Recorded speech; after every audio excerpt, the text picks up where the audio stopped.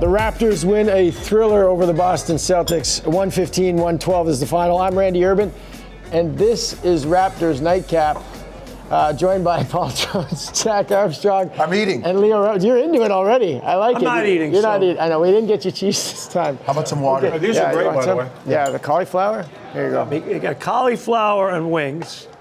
Jack's right. All right, it's okay. Next time's cheese for I you. love you, Randy. All right. Leo, I'll start over there with you. What else can we say about Pascal? He's not eating. Why are you starting with me? Okay, Jack, let's go with you. I'm a team player. I'll help these guys out while they're eating. What else can we say about Pascal Siakam? He was on another level tonight. You know, it's interesting. When you watch him right now, there's a level of polish in his game and his ability to kind of recognize and diagnose defensive coverages and go to work. Mm-hmm. And he just impacts winning. I mean, rebounding, passing, defense. I mean, he made a few big plays late, guys, with 5 fouls. Yeah. Making free throws. And it's interesting. And we're going to have tons of incredible stuff to say about Kyle Lowry when he comes back to town on Sunday. But I think for Pascal Siakam to grow, Kyle Lowry needed to go somewhere else. Yeah. And I think now it's his deal. And you can clearly see he's the alpha. And, you've seen Fred VanVleet grow immensely. You've seen OG Anunoby grow immensely. And they needed a game like this. I made this, I think I said it during the broadcast. They have not been a great home team. Mm-hmm. They've had great road wins, but they haven't had a lot of great home wins. Tonight was a great home win in terms of, you got to play good here in the playoffs if you're going to win a series. You got to win those games. Yeah. So that's a great win for them at home. Jonesy? We talked about it before we went on air, and that reminded me of a good old-fashioned. That could have been the Knicks and the Heat. Yeah. That could have been the Knicks and Indiana. It could have been Chicago and Detroit from any time between 1985 to 1997. It was old-fashioned Eastern Conference, physical at both ends, neither team giving, the pressure on the officials on every call, and it's who wants it more and who's going to play through it and make plays. Yeah. And I thought Toronto, as Jack said, thanks to Pascal, Toronto found a way to make more plays. Mm-hmm. I mean, he was going into the lane, and, they were cutting him off. He was bullying his way into the lane. And when he gets in there, now it's lights out for Boston because he's going to score, he's going to get a shot he wants, or he's going to kick it out. And we know, guys, you can't outrun the ball. So, to Jack's point about playing at home, the intensity, the passion, the atmosphere, you have to take all that and put it into the mix and rise up to win the game. And I thought they did that today. Just one quick point. I made the point right before half tonight that Coach Udoka has to figure out what to do with Pascal Siakam. And I thought he made a good adjustment because in the first half they had Williams and Tice guarding him, and he was just destroying them. And they went with the smaller guy, Neesmith, and a little quicker, a little more athletic, getting up under him a little bit. You almost have to guard Pascal like he's a two guard. Right. But here's the problem. But they figured it out. Exactly. When you, as Jack said, and we noticed that Neesmith he made him work. Mm-hmm. But when Pascal's able to, do his herky-jerky and change speed, change directions, once he gets you to the free throw line and gets a foot into the paint, now guarding him like a two guard doesn't work because he's close enough to hurt you. Mm-hmm. And if you bring a double or bring guys, he'll dump it down, he'll kick it out, and you're in trouble. He did a great job, a masterful job of running the offense. Yeah, and Leo, it's not just the plays, right? It's his body language. He's playing with that intensity that all the great players have. Okay. Good word. Yeah, it's pretty impressive. Thank you, Christian Urban, my producer.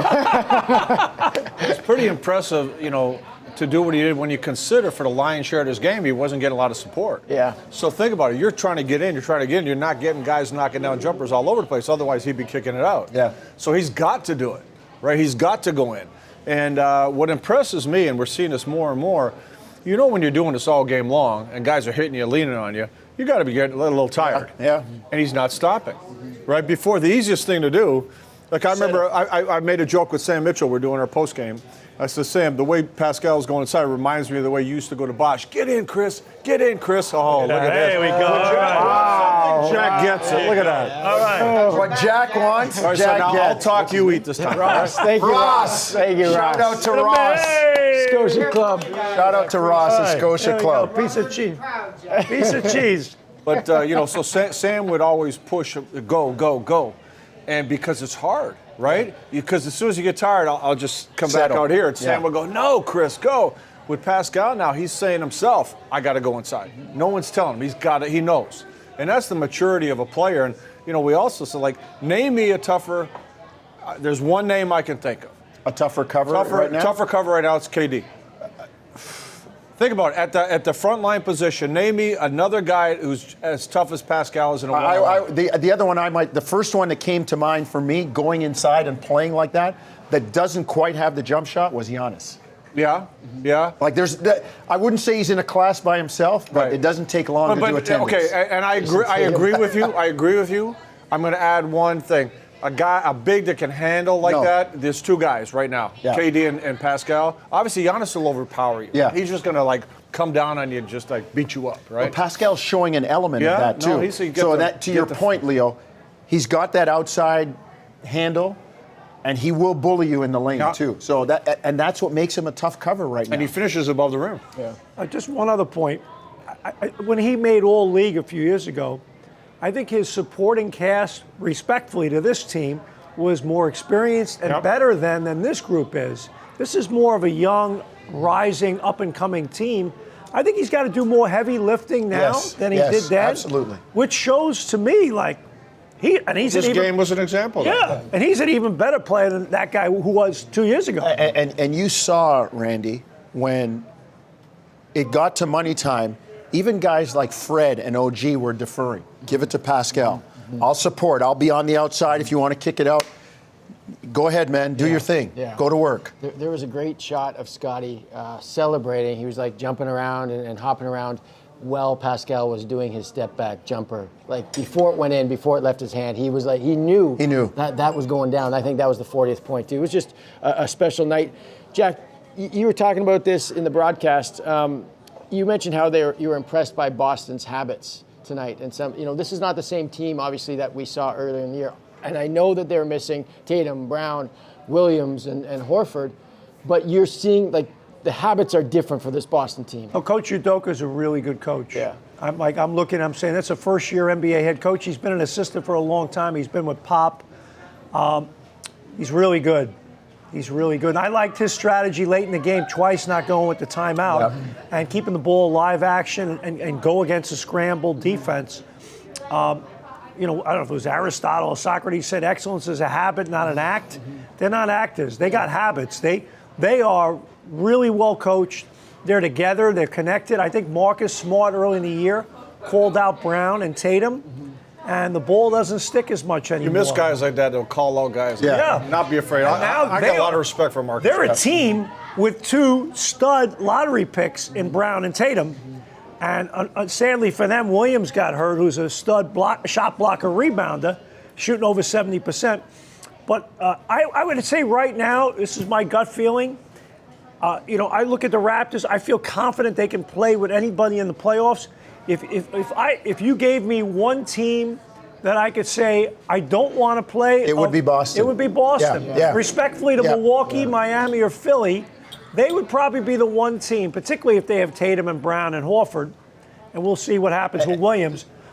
They would probably be the team I wouldn't want to play. 100%, Does this Jack. win matter? 100. Yes, it does matter. Oh my God, it does matter. does. You know what I mean? Yeah, well, because people are going to say, they didn't have anybody. Because the season series is 2-2. Yeah. But they haven't played each other since Boston really kind of turned it around, and now that Toronto's getting everybody back. When you're going towards playoff time, you always look at the last 9-10 games going in. How are you playing going in?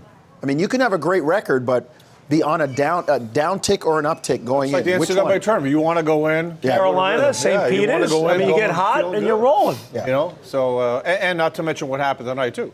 Cleveland wins. Yeah. Mobley goes down, Cleveland wins, Chicago loses to a New York team, which they should beat. So things are starting to play maybe a little bit in your favor, but you got to take care of business, right? Yeah. What do you think, Leo, the Celtics learned from the Raptors tonight? Well, you know what? The Celtics know who the Raptors are. Yeah. All right? The Celtics know who the Raptors are. I think it's more important that, I think if you had all the pieces in place, it'd be a different game, obviously. Yeah. And I think, you can't say, okay, look, the Raptors had a tough game and their main guys weren't there. That happens a lot in this league. When their main guys are there, it's a different game. And the Raptors would play a different game, especially how the game started, in my opinion. So, I think there's just a respect. I mean, that's why they came out so physical. They came out hitting the Raptors because they understand this team can play. And playing with house money, right? There's nothing to lose if you're Boston. You've got your bench guys out there. And this is not, the bench guys of the Indiana Pacers. These are legit guys that can score in the NBA. So it's not, Well, White and Tice are great pickups for them. Yeah, I mean, they're good. Oh, yeah. Tice is a perfect fit. I don't know why they got rid of the guy. He fits Boston. Yeah. Especially now Williams gone. That's going to hurt them. He fits a lot of good teams. The Williams loss is a game changer in terms of Boston's title hopes. Exactly, 100%. Who else was critical, you think, Jonesy, for the Raps tonight? I thought Gary Trent Jr. made some big plays. And everybody looks at his offense, but he made some big plays defensively. The last play where he had White, he forced him to left and basically gave him the lane knowing that I'm quick enough to recover. And he recovered, partially stripped the ball. The shot was off. I mean, there was one he was called for a foul that he basically took the ball from a guy. So, we tend to look at Gary's offense. I thought he was big defensively tonight in some key spots. I got to give some love to Thaddeus Young. Yeah, another one. I think the Raptors were really having major issues at the point of attack controlling Marcus Smart. And Thad Young did a really good job bringing him to help. And OG Anunoby, time after time, happened to be that helper. And OG and Thad Young are really smart, fundamentally sound. They're where they're supposed to be, when they're supposed to be there. Kind of guys like steady Eddie types, like just, I can count on you to be where you need to be. I'm like you. No, he's here. He's here. He's always here. Host I'm with here the every most. night. I'm here every night. No, but I was talking about your game. what game? Leo. The game you'd always talk about. Yeah. Quiet now. You want to go one-on-one? You want to go? That's good. I'll beat you Bring in your buckets. wallet. I'll beat you in buckets. Bring your wallet. They're a different team with OG, right? Yeah. Hey, you got a guy that, wasn't a big factor offensively, right, in this game. But he's a factor offensively because he spaces the floor. You got to respect that, right? He can attack, right? He can get out and run. And defensively, he's a major player, right? A guy that can, like you talked about, being a helper, being an on-the-ball defender, the guy makes big plays at the defensive end. So having OG is, honestly, it's like having a starter and a bench guy. He does so many different things, Toronto Raptors have 43 wins, and they still got 7 games left. Jonesy, what were they picked to win this year? 36 and a half in Vegas. So, Experts, huh? Yeah. You talk about house money. you, man. I didn't say that. You didn't hear that from me. And here's the other thing. And always remember this. I mean, obviously Scotty Barnes is a lottery pick, but he's a rookie. You look at a lot of teams around the league, and Nick Nurse kind of got in his own way, ticked off the other night. They were asking him about, sometimes you play down at your opponent. And he made a great point. He goes, well, a lot of these teams have lottery picks and they're 20 games under 500. Pascal Siakam, late first-round pick. OG Anunoby fell in the draft. Fred VanVleet undrafted. You look at the team that they have, and this is no knock on anything. It's a reality. This is just a good team. And look at the team that won the championship, right? I mean, First team in NBA history to win a championship without a lottery pick. Yeah. Right? So what does that tell you? And to me, like that stuff's big. You want to talk about the whistle tonight?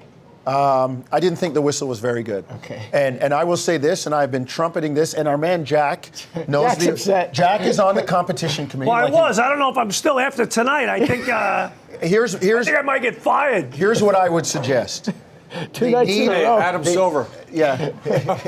They need to allow the table to initiate things that will keep the integrity of the game.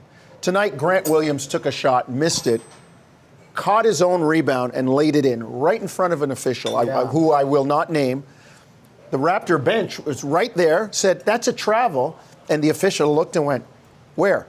Like, you need to know that. On Pascal's 6th foul, that ball was thrown over a square backboard. The Wilt Chamberlain rule, right? Once the ball goes over a square backboard, either way, it's out of bounds. So they should be able to go to the table and say, the table should say, hey, I think that ball passed over the square backboard, which would nullify that foul. Oh, it's out of bounds? Toronto threw it over the backboard, out of bounds, Boston ball at the end, Pascal stays in the game. So to me, there are a lot of little things that I wish Nick Nurse had to take a challenge on a missed call and lose a timeout. Yeah. Like, if your challenge is successful, you keep your timeout. Like, little things like that, they need to clean up. I will say this, and I won't say, but they would have been better with 2 officials tonight. Oh, hey, okay, can I be the contrarian here? Yeah. I'm not disagreeing with anything that was said. But when you start, Sir Mix-a-Lot, but there's a big but coming. But when you start a game, the way the Raptors started the game, who was the aggressor? Boston. Yeah. Who hit first? Boston. Yeah. Who hit on every play? Boston. So when you adapt to that, when you adjust to that, you change the way you're playing. Officials go boop, boop, boop. When you hit every play, officials can't call every play, right? Yeah. So that's my And to retort. Leo's point about, I think sometimes the Raptors are too comfortable at home. Like the Raptors usually hit first when they're on the road. Yeah. You know, at Phoenix, at Denver, Miami, triple overtime game. They're gonna get knocked down here a couple times. Yeah, so like they got to change that. They gotta come out with a little nasty. Like the other night against Indiana. Indiana's no good, but they came out ruthless. Yeah. They got to come out ruthless here. Yeah.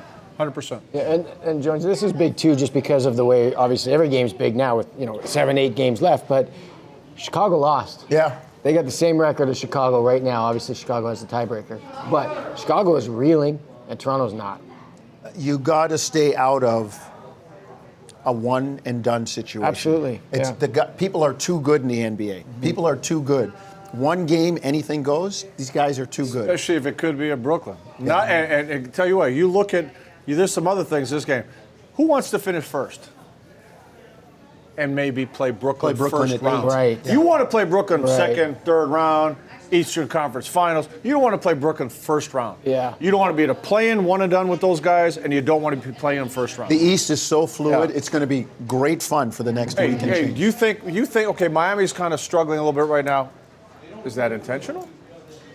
Hey, Boston not playing their guys tonight. Is that intentional? Who wants to play Brooklyn? I'm going to ask you that. Well, let me ask you this. Give me a team at the top of the East that's putting their hand up saying, yeah, we'll take Toronto. Nobody. Oh, nobody wants to play Toronto either. No. Right. So Toronto, keep battling. Well, conspiracy theory? Yes, 100%. 100%. And I'm also a realist. I would not want to play Brooklyn first round. Yeah. Or in a play-in game. Nope. Sorry. Not what Gabe. You know what? I'm not necessarily a Kyrie fan, but you know what he can do, and what KD can do, and I'm a fan of him. Yep. Jack, last words to wrap the show up? Last words are, Randy, you did a great job tonight, and I'm honored that your dad is here Shout tonight. out to Papa Randy, Papa Urban. Our executive producer tonight.